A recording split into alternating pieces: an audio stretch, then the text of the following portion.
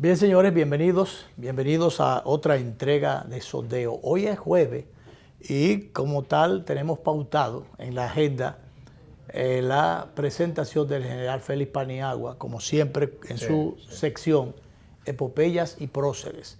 Él no está todavía, pero nosotros estamos como el primer guandul para resaltar algunas cosas que están en el plano noticioso. En lo que el hacha va y viene, pues nosotros decimos algunas cosas que tienen que ver con el discurrir de los acontecimientos. Que hay muchas cosas, Luis. Una de ellas que se ha puesto en evidencia, con tragedia incluso, el problema de la supervisión. Lo que pasó en mi ciudad, mi natal Santiago, es una evidencia. Oye, se estaba construyendo un hotel al cual se invitó al presidente a dar el primer palazo.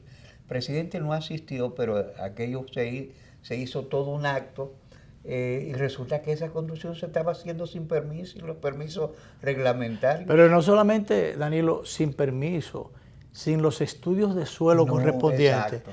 Porque si esto se hundió, si ese suelo se hundió, estaba una pala trabajando y habían unos obreros que estaban, bueno, pues se hundió el terreno, sepultó a varios trabajadores. Más de 5 personas murieron allí. Varias personas murieron, hay uno o dos que quedaron enterrados, estaban tratando de sacarlo, pero estaban bajo tierra.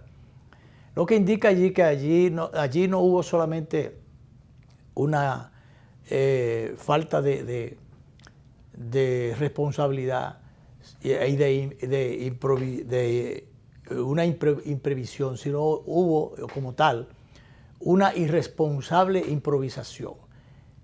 ¿Cómo es posible que si las normativas establecen tales o cuales controles, tales o cuales comprobaciones previas a cualquier acción de construcción allí, cómo es posible que se arranque la construcción sin usted saber para dónde usted está hollando o a dónde va a llegar? Y como tú dices, sin los estudios de suelo, que es una cuestión sumamente importante. Pero claro. Entonces aquí se permite cualquier cosa o se puede cualquier cosa, así como ocurrió con esto, que vino y se hundió la tierra y se tragó a varias gente, ahí se murieron, ahí sí cabe lo de padres de familia, porque todos los que se fueron por ahí eran trabajadores de la construcción, que tienen familia y que ahora quedan huérfanos o los niños y quedan viudas las mujeres y que quedan sin un sustento, sin una fuente de ingreso de los recursos para esa gente poder... sin la protección de vida. Exacto, sin la protección de vida. Entonces, ese tipo de cosas, yo no sé si ocurre en otros sitios, porque las inclemencias, las imprevisiones pueden dar lugar a cualquier cosa. Pero si se establecen los controles del lugar, esas cosas o se evitan o se reducen a una mínima expresión. Y el otro caso de falta de supervisión es una clínica que está cerca de tu casa, al lado que de ha tenido mi casa. Problemas severos, que estaba autorizado para 6 quirófanos, tenía 12. Claro. Los medicamentos de emergencia estaban vencidos. Tuvo que morir una señora para que una señora no. Otra señora, y suerte que su hija hizo el escándalo del siglo, porque ella tenía, bueno, además del dolor familiar, tenía las habilidades y tenía determinados contactos ya en los medios de comunicación para poder movilizar estos y dar lugar a un escándalo que movilizó a las autoridades. Con cierta lentitud, pero movilizó a las autoridades. Y bueno, en el día de antes de ayer, la clínica fue cerrada. Ya en algún momento había sido cerrada también. Y bueno, mira, esto que repito, eso queda al lado de mi casa, eso es una carnicería. Fíjate cómo comprueba Salud Pública ya no solamente una serie de mentiras y de situaciones que se dieron allí y que estallaron con el escándalo que la joven hija de la señora que murió hizo. Bueno, se comprobaron varias cosas, que fue lo que determinó finalmente que la clínica fuera cerrada. Y fue cerrada creo que por unas 72 horas. Allí estaba el juidero, porque lo primero es que la noche le dieron 72 horas para que atiendan a los pacientes está cerrada creo que por 15 o 20 días. Ah, bueno, pero el asunto es que, bueno, ayer amaneció la sacadera de gente, Sí. cada cual con la sábana por un canto, y tú no te imaginas. Entonces, uno piensa, yo no sé si han trasladado el matadero a otra parte, porque ellos tienen un centro de recuperación, pero el asunto es que todas esas mujeres que estaban internas allí, pues las fueron sacando ayer, fueron los familiares a buscarla, y de distintas formas estaba la movilización tremenda. Sí. En el día de ayer, ¿a dónde van a trasladar esas mujeres? Ellos tienen otro centro de recuperación. Habría que ver, ojalá que Salud Pública se haya trasladado al otro sitio y haya determinado y supervisado o comprobado las condiciones, si son condiciones adecuadas, porque aquí se comprobó, a pesar de lo bonita y limpiecita que se ve la clínica de por fuera, sí, sin embargo, por dentro se determinó, se comprobó que habían algunas carencias, algunas cosas no cumplidas según el protocolo de salud pública. Pero el asunto está en que tuvo que descubrirse, después del escándalo, descubrirse que el médico responsable, que es el director de la clínica, el doctor Cabral, que había hecho, él mintió, porque había dicho, como dice... La autopsia revela que él no se apegó a la verdad. No se apegó a la verdad, entonces el principal elemento de irregularidad y si se quiere, pasible de una penalización, está el hecho de que él mintiera. Le dijo a los familiares y le dijo a la opinión pública, porque él hizo una rueda de prensa, sí, de que la señora había tenido un evento, inmediatamente le pusieron la anestesia. Que fue en el periodo de anestesia. Que fue en el periodo de anestesia y resulta, pero que él no la había operado. Resulta que la autopsia que le hicieron a la señora de 51 años determinó que ella había sido operada. Sí, que se había hecho una intervención. Y que se había hecho una intervención profunda, dice el estudio de los médicos. La necropsia determina que ella fue sometida a cirugías profundas. O sea, había sido operada, fue manipulada. ¿Qué dice parte del estudio? De que la señora le administraron la anestesia media hora antes de ser sometida al procedimiento quirúrgico. El protocolo indica varias horas antes y que incluso unos chequeos previos que tampoco fueron cumplidos. O sea, no se observaron. O sea, esa señora la mataron, Danilo. Esa señora la mataron. Entonces, porque sencillamente no se observaron los protocolos médicos del lugar y por tanto los riesgos no fueron observados o no fueron evitados, sino que al contrario, a contrapelo de todos los riesgos habidos y por haber, a la señora le metieron cuchilla. Sí. Entonces, eso es, para los fines, eso es un asesinato. Sí. Mira, Luis, el otro problema de que... Pero perdóname, Danilo, eso no debe quedar ahí, porque ahora, por el escándalo público, porque aquí los organismos oficiales, los organismos públicos y muchas autoridades... Pero te digo que la supervisión debería ser institucional. Se mueven solo cuando hay un escándalo. Ajá. En los barrios, en los sitios lejos, donde hay muchas dificultades, donde hay problemas tremendos de la comunidad, las autoridades o los organismos públicos se mueven cuando hay una huelga, cuando queman goma. Sí. Si no, muy difícilmente vayan, excepto los programas sociales o asistenciales de otra naturaleza, es lo que se mueve, pero ir a arreglar las calles, a los caminos vecinales, las cañadas malolientes, ese tipo de cosas, mientras no queman goma y hacen un escándalo e involucran a toda la comunidad y el país entero se entera de que en el último rincón del país hay un problema o una necesidad o una precariedad o una demanda, mientras no queman goma los organismos no van y nadie resuelva nada. Y en algunas ocasiones llevan los equipos, llevan las brigadas y algunos materiales, hacen el allante y después se retiran. Sí. Y el otro problema, Luis, que fíjate, la Universidad Autónoma de Santo Domingo, en la Academia de la Facultad de Ciencias, es un estudio de agua embotellada que tiene Escherichia coli.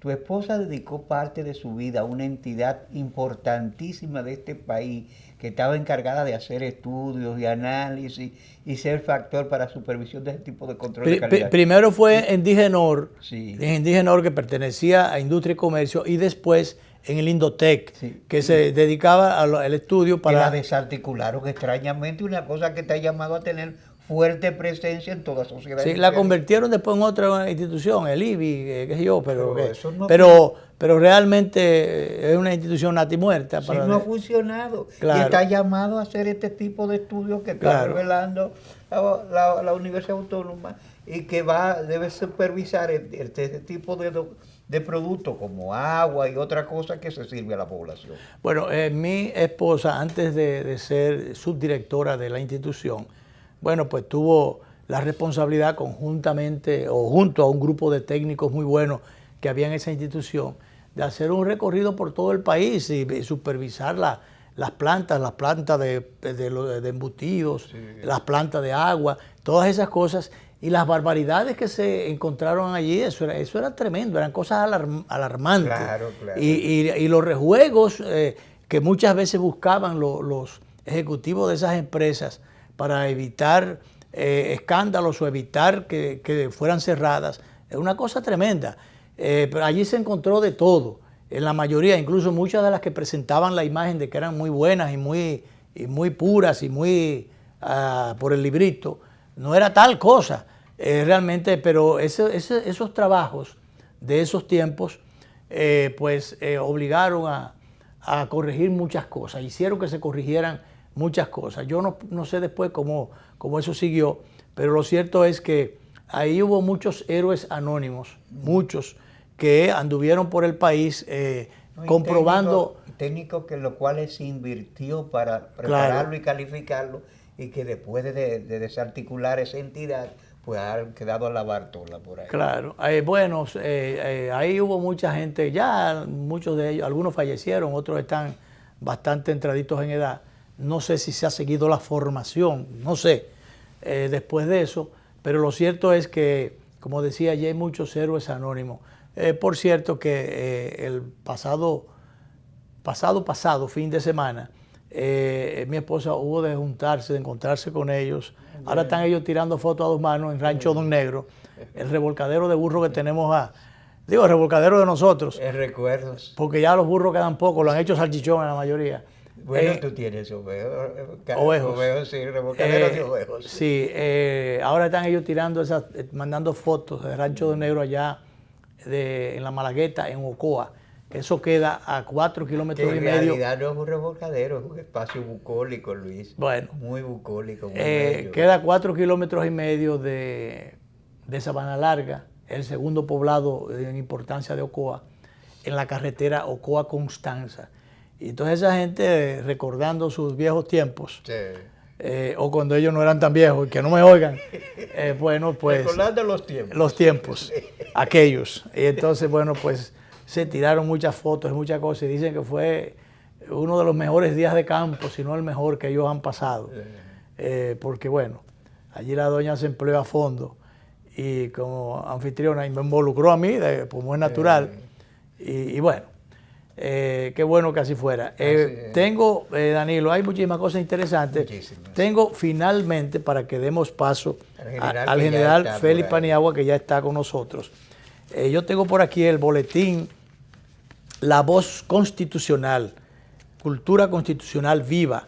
Este es el órgano oficial del Tribunal Constitucional que, como cada cierto tiempo, nos hace llegar por aquí sus publicaciones donde dan a conocer los trabajos que ese órgano, esa corte importante viene haciendo en procura no solo de que se cumpla la Constitución y que tengamos una cultura constitucional, sino de que caminemos hacia el fortalecimiento institucional.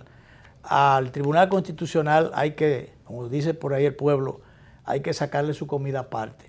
Qué bueno, ha asumido muchas responsabilidades. Qué bueno que tenemos un Tribunal Constitucional que ha asumido la responsabilidad de vida, ha cerrado determinadas puertas mal abiertas. Sí, sí. Los que querían dejarse de par en par. Ha cerrado algunas puertas importantes, como tiene que ver con el respeto a la Constitución, tiene que ver también con el respeto y la fijación de las reglas, las normas de vida para el sistema migratorio, el régimen migratorio del país, entre otras cosas, porque el tribunal tiene muchas tareas pendientes todavía. Pues tengo por aquí, entre las cosas que trae el tribunal, por ejemplo, el magistrado Wilson Gómez participó en un encuentro latinoamericano en el Ecuador, pero por otro lado, el tribunal estuvo representado también en un evento, en una conferencia iberoamericana sobre justicia constitucional que tuvo lugar en Guatemala. Voy a plantear de qué se trata. En esa foto donde están todos esos ciudadanos ahí, ahí hay representantes. Lo cual aquí los ciudadanos, expertos constitucionalistas. Expertos y autoridades. Sí, ahí hay, de la región. Ahí habían magistrados. Céntrame, es aquí abajo, céntrala en la foto de abajo, porque la de arriba ya pasamos, lo del magistrado Wilson Gómez, perdón. Es la de abajo, céntramela en la foto. Director, en la foto de abajo, donde hay mucha gente. Pero céntralo en la foto. Okay. Porque hay muchas letras. Un poco fuera de hay muchas letras y la foto. Y entonces, nada del caray. Pero bueno, gajes de lo vivo. Ahí está. Esta conferencia iberoamericana sobre justicia constitucional en Guatemala tuvo lugar, hará cosa de un par de meses ya, y allí hubo ¿y por qué lo quitaron? Pero nosotros somos, nosotros nos ve en lo que se da las explicaciones del lugar, es para centrarla, ok. Bueno, pues el tribunal allí estuvo representado por alguien que tiene mi apellido, pero también tiene mi sangre. Entonces dice aquí... ¡Qué orgullo! Bueno, sí, el orgullo, sí. Y el orgullo de papá. Claro. De manera que me place... Uno se siente compensado cuando los hijos trazan esos senderos. Exacto. Yo diría, bueno, yo no estuve allá, pero estuve bien representado. Pero claro. Entonces, Carlos Alberto Encarnación Bernabel, hijo de su mamá y de su papá. Claro. Entonces, estuvo allí representando al Tribunal Constitucional. Jurista y abogado especializado en asuntos constitucionales. Joven jurista especializado en aspectos constitucionales. Él es letrado de la Secretaría del Tribunal. Letrado de la Secretaría del Tribunal. Entonces, él estuvo representando a la Corte en este encuentro que permitió intercambiar conocimientos sobre jurisprudencia constitucional, derechos humanos y desarrollo de modelos de justicia constitucional. Dentro de los temas tratados durante la conferencia, que fue auspiciada por la Agencia Española de Cooperación Internacional para el Desarrollo, estuvo la influencia de los modelos extranjeros en el diseño de las jurisdicciones constitucionales de Iberoamérica. Dice que al hablar del caso dominicano, el doctor Encarnación Bernabel precisó la influencia del control difuso de Estados Unidos y el modelo europeo o concentrado en el diseño de la jurisdicción constitucional dominicano.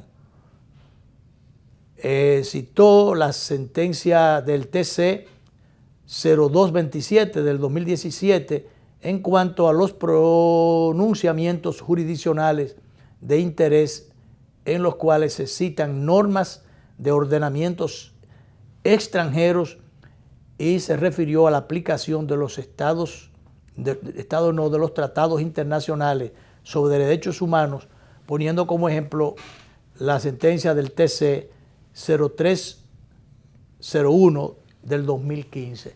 Bueno, eso lo entiende más él que yo, pero el asunto es que, como tú hablabas de papá orgulloso, sí. Yo hablo así porque realmente mientras allí estaban los presidentes de varios tribunales y jueces de varios tribunales. A ese nivel era ese evento. Él fue a representar, él que trabaja como apoyo importante en la secretaría del tribunal, pues fue a representar la alta corte en ese evento internacional. Y tú no lo dices quizás porque el tanto orgullo te limita, pero tu hijo tiene estudios en universidades europeas sobre derecho constitucional. Mira una cosa, él cayó en porque él fue sobre derechos, sobre comercio internacional, porque él trabajó después de pasar una experiencia en sus años de estudios, una experiencia en la Procuraduría de la Corte. O sea, él tuvo experiencias allí bien importante en el Ministerio Público, el desenvolvimiento de la Corte del distrito, y realmente conoció el Ministerio Público por dentro, el manejo, cómo se desenvuelven las audiencias allí, los distintos casos, al punto de que cuando vino y cuando fue a hacer su maestría a España, el procurador de la República de entonces, Domínguez Brito, me llamó y quería designarlo en el Ministerio Público. Pero realmente no veíamos que fuera... No era tan promisoria meterse por allí. De allí él pasó a una oficina de abogados, una oficina privada de ahí. Estuvo en el ejercicio privado. En el ejercicio privado. El bufete privado Seiber, Herrera y ¿cómo se llama el otro apellido? Seiber, Herrera y ¿cómo se llama? No, bueno. La cuestión es que tu hijo ha sudado la toga, ¿eh? Eso sí, es lo que debe destacarse. Y en poco tiempo realmente ha acumulado una buena experiencia, y está tratando de tirar para adelante. Como debe ser. Como debe ser. Vamos a dar paso entonces, vamos a los comerciales, y allá para acá ya entraremos con el general Félix Paniagua, que como siempre está con temas puntuales que tienen que ver o con epopeyas o con los próceres, o con ambas cosas. Así es. Nos vamos, volvemos.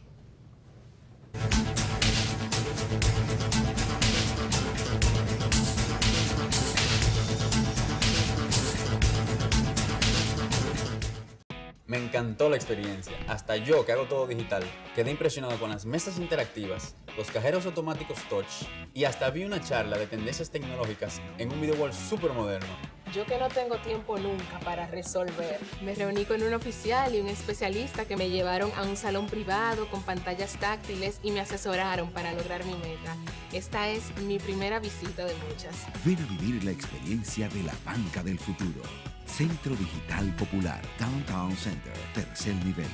Popular, a tu lado siempre.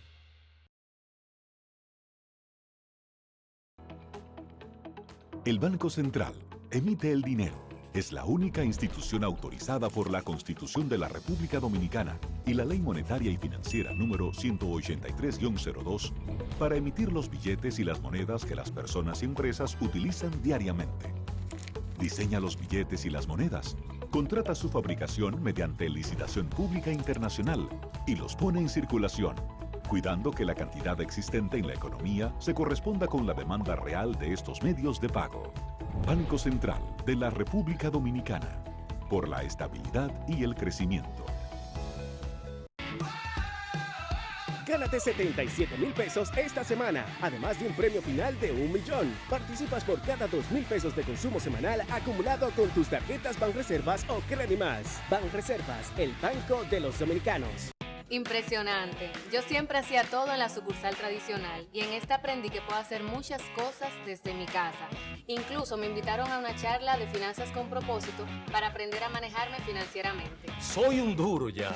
Solo usaba Telebanco para consultas, pero hoy aprendí a pagarlo todo usando el app y Te Pago. En una mesa con diferentes celulares, tabletas. ¡Una maravilla! Ven a vivir la experiencia de la banca del futuro. Centro Digital Popular, Downtown Center, tercer nivel. Popular, a tu lado siempre. Hola chicos, gracias por cocinar conmigo en este live. Me encanta compartir mis recetas con ustedes. En el día de hoy, no puede ser. Otra vez el internet. Yo lo he reportado 3 veces y nada. Hoy en día. Dame un segundito. No te preocupes, Nicole, que todos sabemos que sabes cocinar. Pero si reportaste y no te resolvieron, con el Indotel tú puedes contar. Agárrame ahí.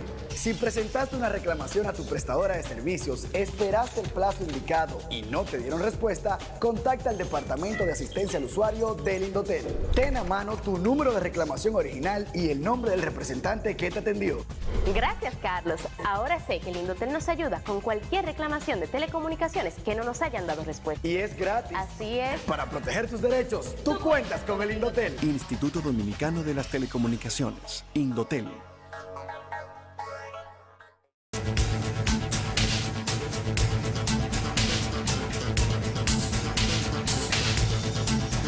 Bien, la bienvenida, como siempre, ya formal, al general Félix Paniagua, que está en su sección de los jueves, bueno, epopeyas y próceres. Se hace muy oportuno ahora que se está hablando del constitucionalismo y si respeto a la Constitución y qué debe ser la Constitución y qué es la Carta Magna. La Constitución no debe ser un pedazo de papel, ni debe ser zarandeada cada vez que el poder político de turno, porque esto puede ocurrir, como ha ocurrido en cualquier tiempo. Entonces no debería ser zarandeada. La Constitución, como la ley en sentido general, y esta es la ley de leyes, es para respetarla, para cumplirla y hacerla cumplir. Ese es uno de los ejemplos que brindan los Estados Unidos de Norteamérica, claro, que su Constitución por más de 200 años ha recibido 26 enmiendas. Muy pocas enmiendas, porque Sí, ellos no utilizan la más. palabra de reforma, sino enmienda. Enmienda. Pero la Constitución ha permanecido incólume en su esencia. Porque se propusieron, como pacto fundamental. Claro, se propusieron establecer los correctivos, aquí diríamos los candados, sí, para que no sea zarandeada, modificada, incluso por el tema fundamental que es el de el interés político del poder de turno, que ellos le pusieron, porque allá intentaron varias veces con lo mismo, hasta que un día dijeron, no, pero hasta aquí llegamos con esto, vamos a resolver esto. Eso ha sido un ejemplo. Incluso ha dado cátedra. Siempre se ha hablado en la historia del derecho constitucional de que hubo que hacer una enmienda cuando en la situación de Kennedy, porque estaba constitucionalizado que el presidente tenía que ser metodista. Y Kennedy era católico. Entonces, con ese deseo que tenía, más la influencia, no vamos a decir de que es una familia también con vocación de poder y económica, y son de las enmiendas que siempre se han mencionado en los Estados Unidos. Igual que las cuestiones de cultura política estaban implícitas en la Constitución, caso de otros periodos, eso lo estableció Washington, pero no estaba expreso en la Constitución. Y hubo que entonces, de las pocas veces hubo que ponerle hasta un transitorio. Sí, porque que cuando Teddy Roosevelt se cogió 4 periodos. Porque ahí se presenta el conflicto de la Segunda Guerra Mundial. Entonces ellos no podían distraer la atención. Son casos excepcionales, o sea, son tan excepcionales que mire cómo lo sacamos con pinzas. Claro. Y además establecen referentes y es la expresión de una verdadera cultura constitucional. Totalmente. Incluso una de sus avenidas principales en Washington, Avenida Constitución. Sí. Aquí hay otra constitución, en San Cristóbal. En San Cristóbal. Bueno, porque San Cristóbal fue donde se escribió la primera. Sí, pero bien, es lo que digo, aquí se han establecido las formalidades, las normas. Lo que pasa es que los que no han estado normados han sido los hombres que se han propuesto violarla y han creído que es un pedazo de papel y que pueden modificarla cuando les da la gana. Porque aquí, a diferencia de Estados Unidos general, aquí se le busca un bajadero a todo. No, los abogados somos especialistas en buscar los bajaderos. Sí. Ahora, la constitución de nosotros del 6 de noviembre del 44 se violó a los 2 años, porque elegía a Santana por 8 años. Entonces hemos sido y fueron tan fuertes las presiones del año 46. Violadores consuetudinarios. Empezamos violando. Y qué bueno que traemos eso a colación. Y de que usted habló del Tribunal Constitucional y nuestro hermano Wilson Gómez. Contribuyendo a la cultura constitucional que se ha propuesto el magistrado Milton Ray Guevara. Y qué bueno que todos los otros magistrados, todos, incluyendo los recién llegados, han trillado ese camino. Y esperamos eso. Por cierto, Wilson Gómez, esos mismos méritos lo escogimos para ser presidente del Instituto Duartiano. Ahorita vamos a tener una cosa. Y lo comentamos aquí. Y traigo eso de un militar que pierde la vida con 30 años de edad, dejando una mujer sin ni siquiera una casa en que vivir, como él mismo lo dice en su última carta. Fernández Domínguez. Que es Fernández Domínguez, quien el 19, en este mes de mayo de 1965, es el único ministro de Interior que muere con su fusil en las manos, en sus funciones de ministro de Interior, por defensa de la constitucionalidad perdida. Y por eso yo quiero dedicarle este espacio de epopeyas y próceres a recordar al coronel Fernández Domínguez. Rafael Fernández Domínguez, que me dicen algunos que sus amigos le decían Rafaelito. Pero eso, sus amigos Rafaelito, ese es el coronel Fernández Domínguez. Específicamente eso fue en una fotografía en el año 63, en Constanza, cuando sale de él un proyecto y se lo presentó al profesor Juan Bosch para formar un batallón táctico de combate, que es el batallón de montaña. ¿Él fue el ideólogo de eso? Sí, señor. Él fue el ideólogo de ese batallón de montaña, que tiene él que enfrentarlo y que posiblemente las balas de ese batallón, mire qué contradicciones de la vida, que era lo que tenía en ese momento la defensa del palacio abandonado, cuando él trata de ocupar el palacio en esa memorable tarde del 19 de mayo de 1965, cuando apenas tenía 6 días de haber llegado al país, porque él estaba en Puerto Rico. Por eso no pudo dirigir la revolución del 65. Esa es la vida. Y por unas cuestiones de la historia, le tocó al coronel Camaño desempeñar esa responsabilidad. Así mismo, y qué bueno que usted se lo dice al pueblo dominicano y a toda la sociedad. Fernández Domínguez se encontraba como agregado militar en Chile.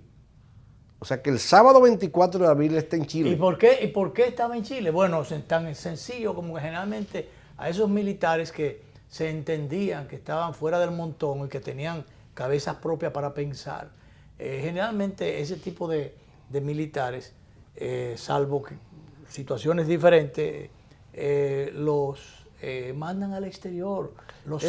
Él era director de la Academia Militar. Lo sacan de circulación. Y una forma de sacarlo de circulación es mandándolo al exterior. Como agregado militar. Como agregado militar.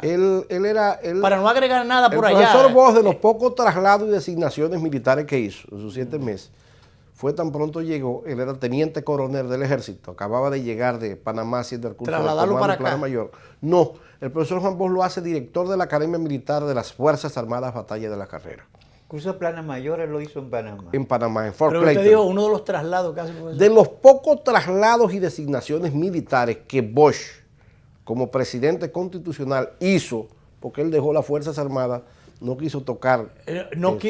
Más que no quiso, no pudo, porque él quiso, recordemos, que cuando quiso trasladar, mover al entonces coronel Wessing en el Céfara que estaba. No, ya ahí crea el conflicto. Y entonces se crea el conflicto militar. Hay un acto de insubordinación. Él quería cancelarle el nombramiento, y esa es otra parte. Pero hubo una insubordinación y realmente no pudo manejarla. Ya eso fue el 24, el sábado. Él dijo, bueno, si yo no puedo trasladar o quitar a un coronel, pues entonces yo no hago nada. Ya venían las relaciones, Fuerzas Armadas y otros instrumentos.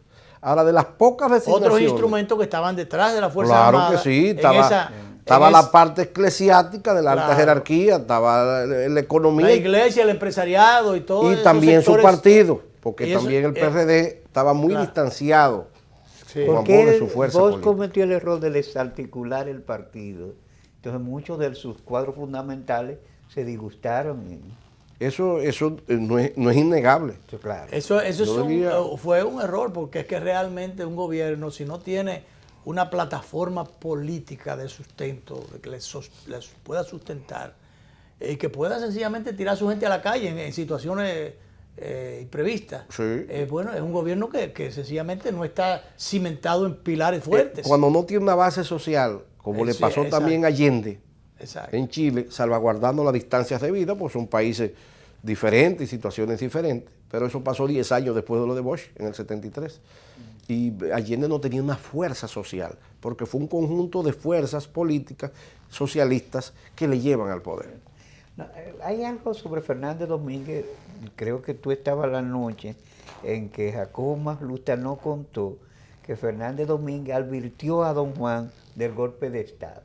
Él estaba comprometido con los valores democráticos y fue de los... No, pero Jacobo le advirtió que era el joven ministro de Industria y Comercio. No, era de Finanzas. El ¿De Finanzas? Sí, el de Industria y Comercio era Diego Bordas. Diego Bordas, le advirtió, o sea, él tuvo la confidencia, tuvo la información y se la traspasó al profesor Juan Bosch. Pero el profesor no la tomó, no le dio mucha Era muy poco lo que podía hacer de los análisis ya, porque después que pasan los nublados que se cuentan las estrellas. Entonces yo quería dedicarle este programa, pero mire cómo no hemos ido nosotros. Pero aquellos tiempos eran muy difíciles, general, usted sabe de eso más que yo, porque realmente el aparato trujillista estaba intacto prácticamente. Más sin embargo a Bosch lo tumban los militares de la línea floja del trujillismo y los más liberales. Porque son el bando militar, el que nace con el apresamiento de Rodríguez Echevarría el 17 de enero de 1962. Y lo que pudo ser el sustento... Wessing es ascendido. Lo que pudo ser el sustento militar de ese gobierno naciente, sencillamente fue descabezado, porque el caso de Fernández Domínguez que estaba, lo agarra fuera del país inicialmente, y el caso del papá de Cuco, Rodríguez Hernández Toy. El general Rodríguez Reyes ya era muerto en el mes de diciembre de 1962. Sí, pero ya estaba proyectado de que él iba a ser el ministro de las Fuerzas Armadas. ¿Sabe que nosotros, el dominicano, por ser un país pequeño, nos encanta la especulación? Sí, pero bueno, Vos nunca lo dijo.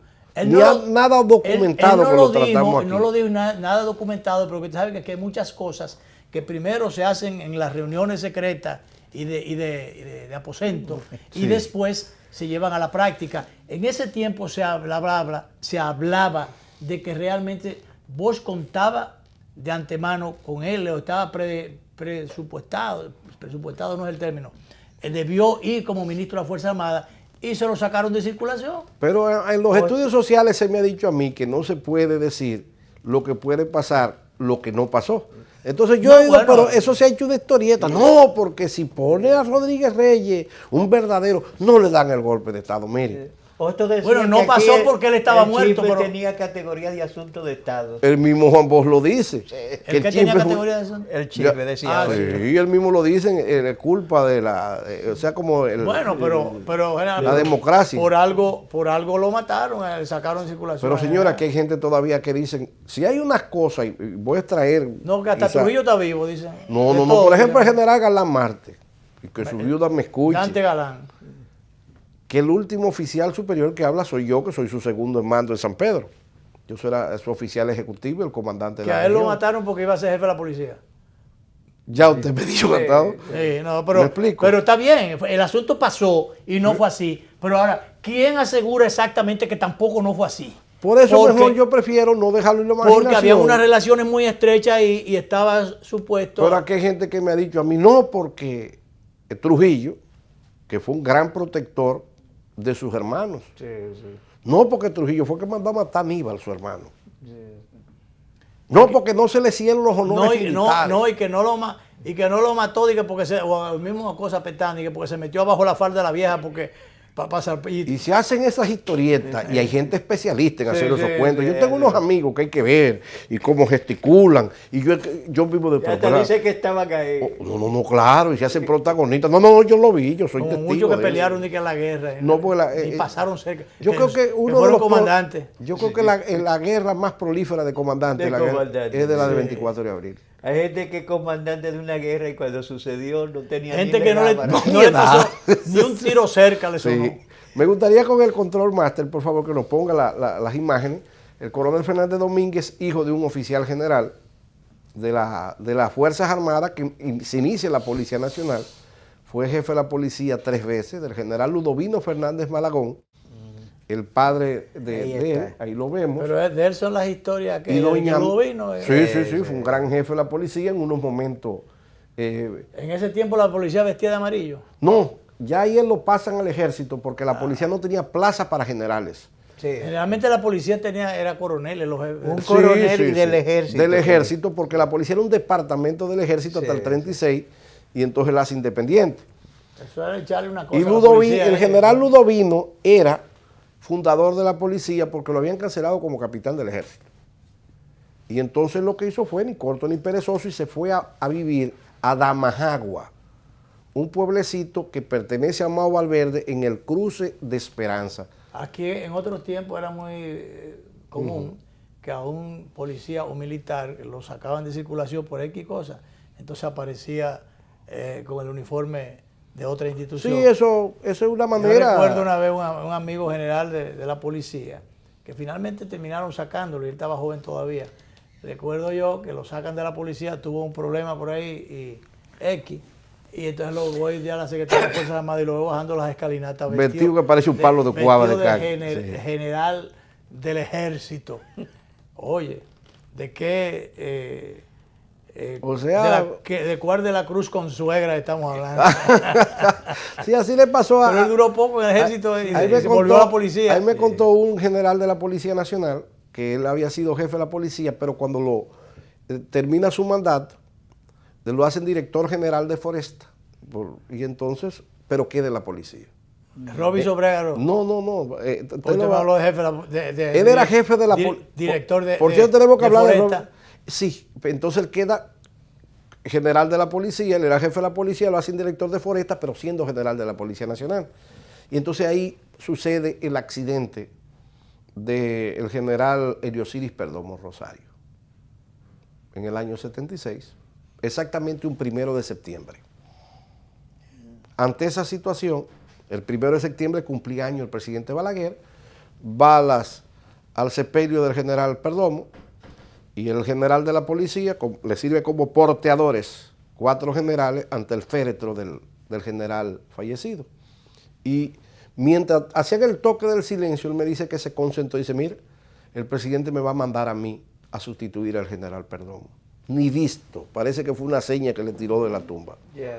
Cuando después el secretario... ¿De quién estamos hablando? Del general Guzmán Acosta. Guzmán Acosta. Cuando termina la parafernalia del etos militar, el secretario de la Fuerza Armada, que era el general Beauchamp, le dice, los oficiales generales, acuérdense que a las 4 de la tarde nos vemos en la casa del presidente que le tenemos un presente.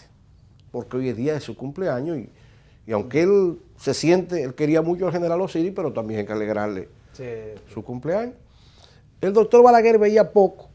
Y en lo que están los generales así, pues los más altos están más pegados y Guzmán, que es más bajito, queda atrás de los otros. Y de hora primera el doctor Balaguer dice, ¿y el general Guzmán Acosta? Dice, aquí señor. Dice, aquí detrás de los grandes. Dice, yo lo voy a necesitar a usted ahora para que vaya a una plaza de importancia de San Juan. Entonces Bochar le dice, el general Guzmán, acuérdese que es policía. Dice, hasta el día de hoy. Hasta el día de hoy. O sea que dice, yo me fui allá, estaba vestido de gris a recibir la brigada. Y después que mandérselo. Parecido a Wesley, que tuvo que juramentarse vestido de civil. Y es lo que le mandaban a hacer un traje de secretario. No, después de 22 años fuera de las Fuerzas Armadas. De las Fuerzas Armadas y de estar en la política. No, y lo grande del caso. General, vámonos a la pausa última para que veamos eso grande que tiene el caso. Grado. Vamos allá y volvemos.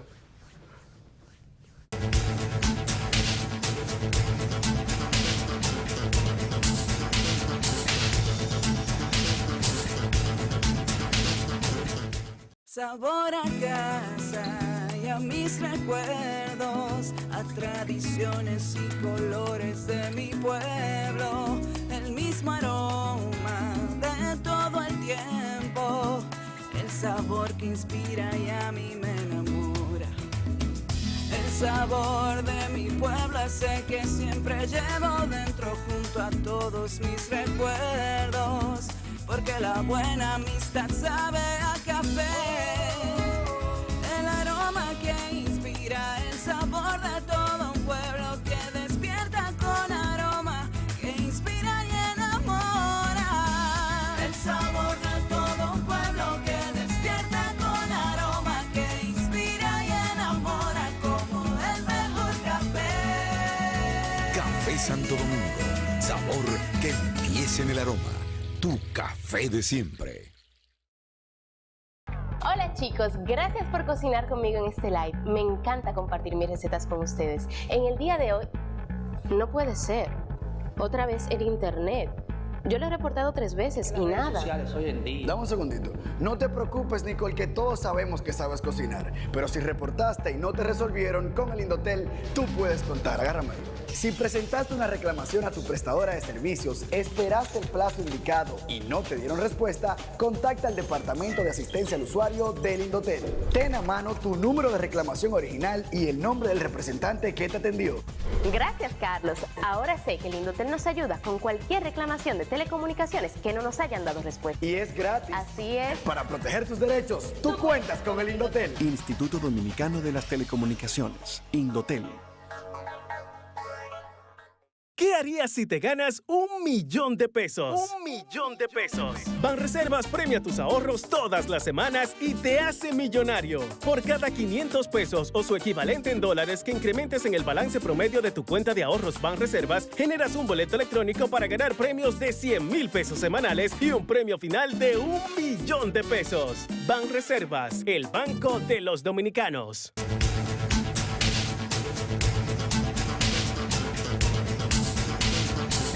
Bien, general, seguimos. Sí, nos gustaría ahora el control master para que el pueblo dominicano sepa que ese joven Mira a ver la foto, que desaparece director. del escenario de la vida con 30 años de edad, nace en Damajagua. Eso pertenece a Esperanza. Ese era el cadete Fernández Domínguez de la promoción de 1954. Ahí está su amigo García Tejada. Ajá. ¿En esa promoción? En esa promoción está su amigo que fue síndico del Distrito Nacional, ¿Cuál de? Franco Badía. Ah, sí, ¿verdad? Que Esa Franco fue guardia también. Sí, señor. En esa promoción está también Alicinio Peña y Rivera.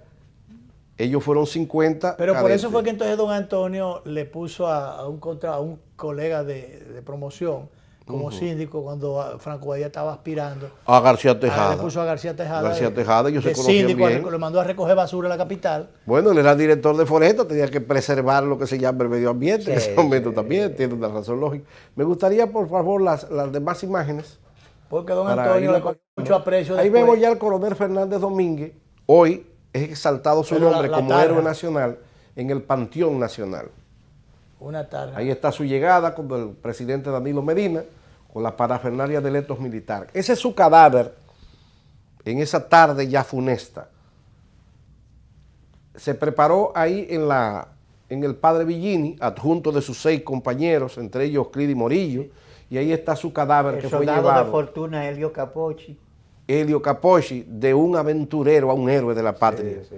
Y él entonces fue llevado a Santiago para ser enterrado al lado de su padre que había muerto en el año de 1958. Algunas Descansa en otras Santiago, imágenes, entonces. por favor. Porque ahí estaba el cadáver del general Ludovino Fernández Malagón. Hay una tarja aquí en la ciudad, pero entonces su cadáver está allá. Sí, a él lo matan en la 30 de marzo, esquina el Callejón Abreu, donde casi en el mismo lugar, donde muchos años, muere Perico Pepín en unos combates también de carácter político de ese entonces. Perico Pepín, el áspero machetero. Así que santiaguero. Fernández Domínguez nace en el 1935 y deja 5 niños huérfanos. Y su última carta que le deja a su mujer, le dice, quizás voy a una muerte segura, pero sería el deseo más grande, un soldado arriesgar su vida por la defensa de la patria. Del carro que vendiste en Chile, págale 100 pesos a mi mamá, que es lo único que me he llevado. Le dejo la grandeza de mi nombre por consuelo y el honor, ni siquiera una casa en que vivir. Rafael Tomás Fernández Domínguez. Qué grande. Sí. Grande entre los grandes, y un grande por la democracia, y un grande por la constitucionalidad. Bueno, así se trilla realmente el camino de la constitucionalidad, o el respeto por la constitucionalidad. Este es un país que necesita fortalecimiento institucional, que necesita de que sus hombres, sin tener ni pelo en pecho ni pelo en bigote, realmente sepan cumplir con la palabra empeñada. Fernández Domínguez era un hombre que demostró pasar la eternidad por haber cumplido lo que había jurado. Moriré con el fusil FAL, si es necesario. Y con ese fusil FAL murió Fernández Domínguez. Gracias, general, por estar con nosotros como siempre los jueves en las epopeyas y los próceres de nuestro país.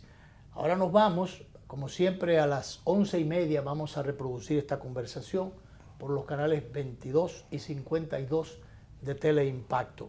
Mañana, viernes, vamos a conversar con Tácito Perdomo del Partido Reformista Social Cristiano. Vamos a ver qué queda del Partido Reformista. Qué contradicción. El hombre que lidera el Partido Reformista dijo que no había códigos penales que lo descarguen mientras fuera presidente. Esa es la vida. Bueno, nos vamos, nos vemos.